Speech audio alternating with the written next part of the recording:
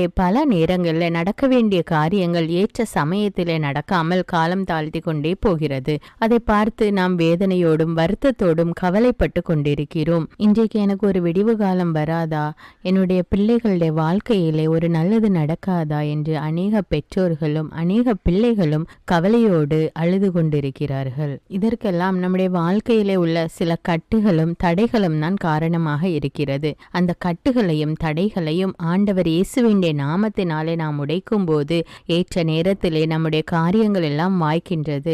நாமும் ஒரு ஆசீர்வாதமான வாழ்க்கை வாழலாம். நாம் எப்பொழுதும் ஜெபமாலையில் ஜெபிக்கின்ற நம்பிக்கை அறிக்கை ஒரு வல்லமையான ஜெபம். அந்த ஜெபத்தை நீங்கள் தினமும் 9 முறை 33 முறை என்று ஜெபித்து வரும்போது அநேக கட்டுகள் அவிழ்க்கப்பட்டு விடுதலை கிடைக்கிறது. இன்றைக்கு நம்முடைய வாழ்க்கையிலே அல்லது நமக்கு தெரிந்தவர்களுடைய வாழ்க்கையிலே இருக்கின்ற கட்டுகள் உடைய வேண்டும் என்று மன்றாடி